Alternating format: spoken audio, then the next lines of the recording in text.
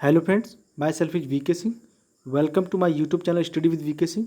दोस्तों, आज इस वीडियो में हम पढ़ेंगे बाल विकास एवं शिक्षा शास्त्र, जो कि बहुविकल्पीय प्रश्न है और बहुत ही चुनिंदा प्रश्न है। दोस्तों, यही प्रश्न आपको जो है यूपी टेट एवं सी टेट में देखने को मिलेंगे नए पैटर्न के साथ। दोस्तों, बहुत ही महत्वपूर्ण प्रश्न है, बने रहेगा वीडियो के अंत तक। दोस्तों, साथ ही मैं कहना चाहूँगा, मेरे वीडियो को लाइक शेयर जरूर कर दीजिएगा और चैनल को सब्सक्राइब जरूर कर लीजिएगा, क्योंकि इस पर बहुत अच्छे अच्छे वीडियोस लोड कर रहा हूँ मैं।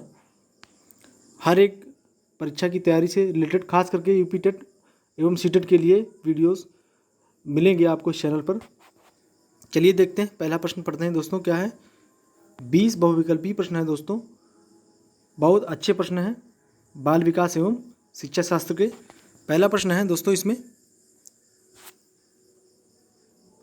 कैटिल का कल्चर फ्री टेस्ट निम्नलिखित में से किसके संबंधित है? तो दोस्तों, इसमें से कौन सा आंसर सही होना चाहिए?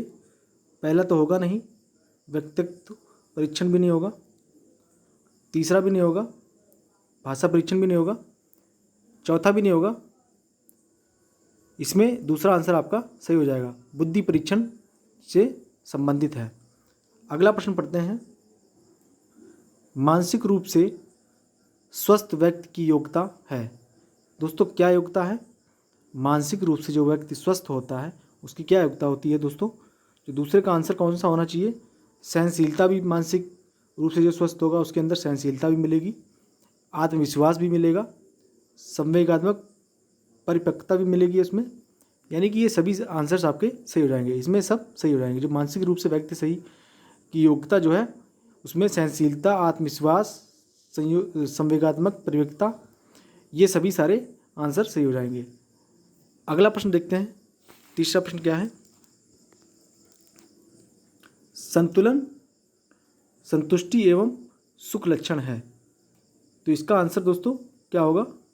तीसरे का, यानी कि संतुलन संतुष्टि एवं सुख लक्षण है, क्या है? समायोजन है। तीसरा आंसर सही हो जाएगा आपका, इसमें समायोजन है। चौथा प्रश्न है दोस्तों, MMPI 2 परीक्षण का संबंध है किससे है? MMPI का परीक्षण संबंध किससे है दोस्तों? चौथे का जो आंसर है दोस्तों वो व्यक्तित्व से संबंधित है। दूसरा आंसर इसका सही हो जाएगा। अगला प्रश्न है पाँचवा, 10 माह तक के शिशुओं में निम्न में से किसकी प्रधानता सर्वाधिक रहती है? जो 10 माह का बच्चा होता है, शिशु होता है, उसमें सबसे सर्वाधिक जो है किसकी प्रधानता रहती है? सहज क्रियाओं की, पहले देख लेते हैं सारे अक्षर। इच्छित क्रियाओं की, ये भी नहीं होगा। इनमें से कोई नहीं, ये तो हो ही नहीं सकता, क्योंकि एक आंसर तो जरूर सही होना है इसमें से। पाँचवें का कौन सा आंसर सही होगा? तीसरा भी नहीं होगा। मानसिक क्रियाओं की हो ही नहीं सकता कि 10 माह का शिशु जो होता है छोटा होता है, उसमें सहज क्रियाओं की प्रधानता सर्वाधिक होती है, यानी कि पहला आंसर इसका सही है। अगला प्रश्न पढ़ेंगे, छठा प्रश्न है दोस्तों,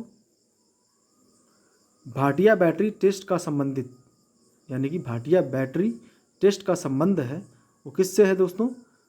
छठे का जो आंसर होगा दोस्तों दूसरा सही हो जाएगा, बुद्धि अध्ययन से संबंधित है। सातवां प्रश्न है, बालकों में करके सीखने का सिद्धांत उपयोगी होता है चूंकि सातवें का तीसरा आंसर सही हो जाएगा। इसमें बालकों का ज्ञान अधिक समय तक स्थायी रहता है, चूंकि इसमें बालकों का ज्ञान अधिक समय तक स्थायी रहता है। अगला आठवां प्रश्न पढ़ेंगे, थार्नडाइक साहब जो हैं, थार्नडाइक के प्रयत्न एवं त्रुटि सिद्धांत में निम्न में से किस पर विशेष बल नहीं दिया गया है? ऐसा कौन सा जो सिद्धांत है जिस पे बल नहीं दिया गया है? जो आठवें का आंसर होगा दोस्तों तीसरा, यानी कि उन्होंने प्रेरणा पे भी किया है, अभ्यास में भी, इनमें से कोई हो ही नहीं सकता, यानी कि समझ। थार्नडाइक के प्रयत्न एवं त्रुटि सिद्धांत में जो समझ है इस पर ज़्यादा विशेष बल नहीं दिया गया है। तीसरा आंसर सही हो जाएगा।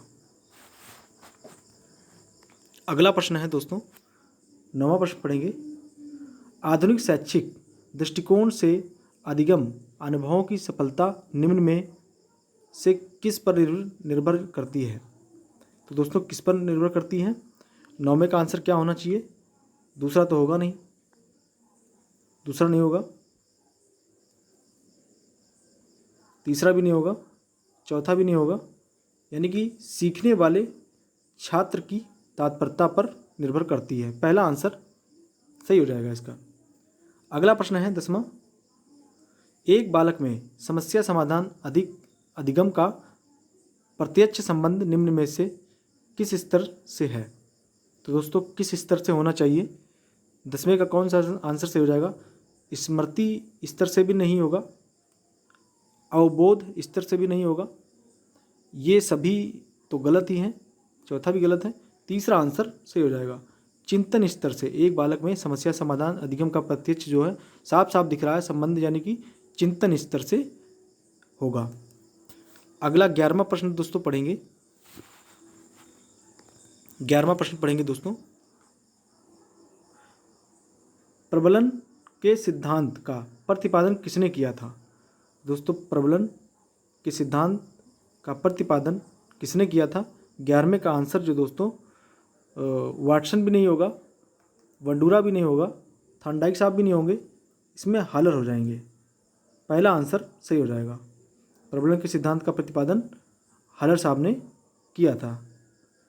11वें का पहला आंसर सही हो जाएगा। 12वां प्रश्न पढ़ते हैं। किसी कार्य को सीखने में बालक को दिए जाने वाले पुरस्कार का उस पर क्या प्रभाव पड़ता है? यानी कि किसी कार्य को सीखने में जो बालक को दिए जाने वाले पुरस्कार का उस पर क्या प्रभाव पड़ेगा? देखते हैं 12वें का आंसर। पुरस्कार का बालक पहला क्या है? बालक उस कार्य को देर से सीखता है, ये तो हो ही नहीं सकता है। बालक उस कार्य को जल्दी सीख लेता है, यानी कि दूसरा आंसर सही हो जाएगा। दूसरा ही यहाँ पे सही लग रहा है, तीसरा भी नहीं होगा, चौथा भी नहीं होगा, दूसरा आंसर 12वें का दूसरा आंसर सही है।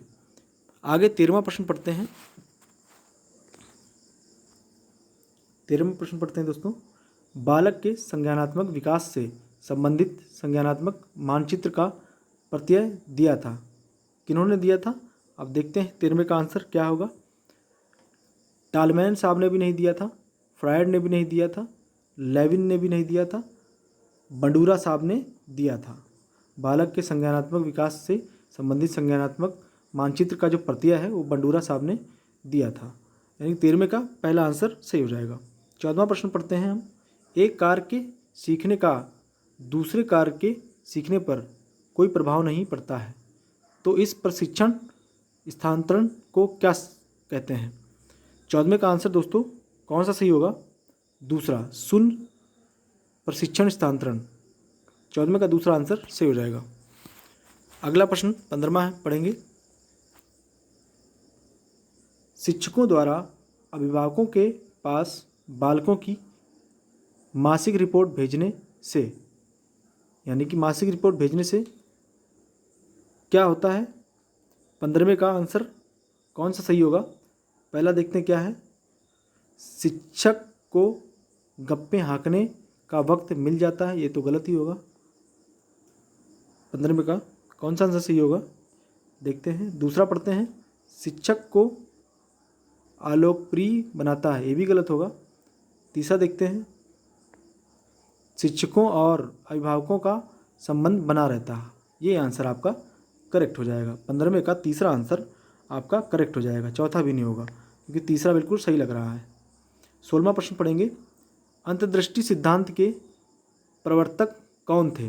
जो अंतर्दृष्टि सिद्धांत था उनके प्रवर्तक कौन थे? 16वें का जो आंसर दोस्तों कौन सा सही होना चाहिए? पावलोव जी भी नहीं थे, थॉर्नडाइक साहब भी नहीं थे, और इसमें स्किनर साहब भी नहीं थे, कोलाहर दोस्तों थे। 16वें का तीसरा आंसर सही है आपका। 17वां प्रश्न पढ़ेंगे दोस्तों। 17वां प्रश्न पढ़ेंगे। एक शिक्षक होने के नाते यदि आपका मन अपनी निजी समस्या से ग्रसित है तब आप क्या उचित समझेंगे? यानी कि आप एक शिक्षक हैं, शिक्षक होने के नाते आपका मन अपनी निजी जो प्रॉब्लम है उससे अगर ग्रसित हैं तब आपका क्या उचित जो है आप क्या उचित समझेंगे। तो 17वें का जो आंसर दोस्तों सही होना चाहिए, क्या होना चाहिए, चौथा आंसर सही हो जाएगा।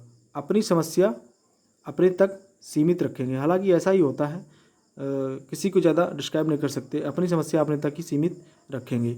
17वें का चौथा आंसर सही हो जाएगा। आगे दोस्तों 18वां प्रश्न पढ़ेंगे हम। 18वां प्रश्न पढ़ेंगे, आपकी कक्षा के एक बालक की बुद्धि लब्धि 150 के करीब है तो यह बालक है।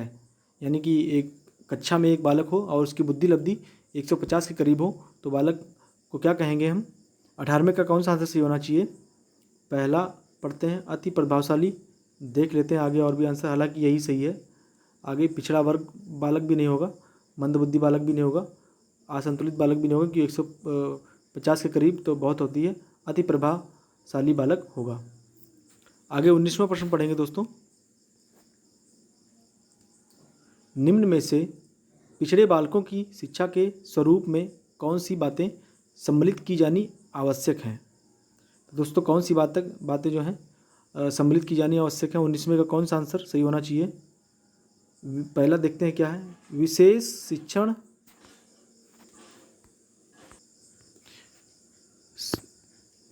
शिक्षण विधियों का प्रयोग।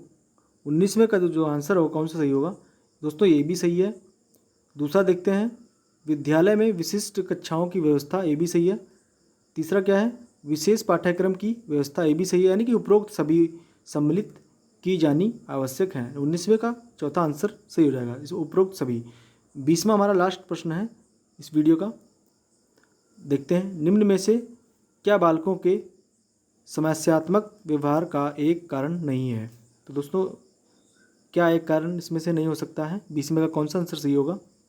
पहला भी नहीं होगा, पहला गलत है। दूसरा भी नहीं है, अत्यधिक लाड़ प्यार, ये भी गलत हो जाएगा। तीसरा सही है दोस्तों, इसका आंसर तीसरा सही है, मनोरंजन की सुविधा एक कारण नहीं है। तो दोस्तों मैं आशा करता हूँ कि ये सारे प्रश्न आपको बहुत पसंद आए होंगे। अगर आप मेरे वीडियो देख रहे हैं तो आप जब भी वीडियो एंड करें तो दोस्तों चैनल को सब्सक्राइब करके ही जाएं और वीडियो को लाइक शेयर ज़रूर करें और सब्सक्राइब करना ना भूलें। Thanks for watching.